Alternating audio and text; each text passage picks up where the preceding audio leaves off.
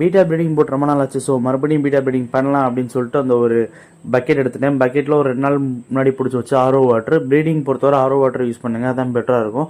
Plastic rapper எடுத்துட்டேன் beta பபுள்னஸ் கிட்ட. Plus தண்ணி கொஞ்சம் ஆன்டிபயோட்டிக் மாதிரி ஒரு கல் உப்பு கொஞ்சோண்டு போட்டுக்கிட்டேன். ப்ளஸ் அந்த மெத்தில் ப்ளூ மெடிசன் அது ஒரு ட்ராப் போட்டுட்டேன். மேல் ஃபீமேல் செல் பண்ணிங்க. என்னோட மேல் வந்து Nemo candy placard ground tile. இது மார்க்கெட் ப்ரைஸ் கொஞ்சம் ஹை ப்ரைஸ் தான். ஃபிஷ்ஷை கொஞ்சம் ப்ரீடிங் டயத்தில் கொஞ்சம் சேஃபாக ஹேண்டில் பண்ணுங்கள். ரொம்பலாம் பிடிச்சி கையில் நசிக்கிற வேணாம். இது வந்து ஃபீமேல் நல்ல கலரேஷனில் இருக்குது.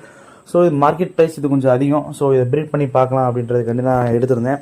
ஸோ இதே மாதிரி மேல் ஃபீமேல் 24 ஹவர்ஸ் பார்க்குற மாதிரி வச்சு க்ளோஸ் பண்ணி ஒரு 24 ஹவர்ஸ் நீங்கள் டிஸ்டர்ப் பண்ணாதீங்க. இது மார்னிங் நீங்கள் ஃபீமேலை வந்து நீங்கள் ரிலீஸ் பண்ணிடலாம் அதுலேருந்து. ஸோ ரெண்டும் ஃபைட் பண்ணிட்டு எனக்கு இது அடுத்த நாள் வந்து எக்லே பண்ணிடுச்சு. ஸோ ஃபீமேல் அதுவே தனியாக ஓரமாக வந்துடுச்சு. மேல் பபுள்ஸ்கிட்டே விடலை. ஸோ மெதுவாக ஃபீமேலை நான் எடுத்துகிட்டு ஃபீமேலுக்கு ஒரு தனியாக ஒரு வாட்டர் கண்டிஷனில் விட்டுட்டேன். ஃபீமேல் நல்லா ஃபீட் பண்ணி ரெடி பண்ணிக்கோங்க. இதோட அடுத்தடுத்த அப்டேட் நான் கண்டிப்பாக கொடுக்குறேன்.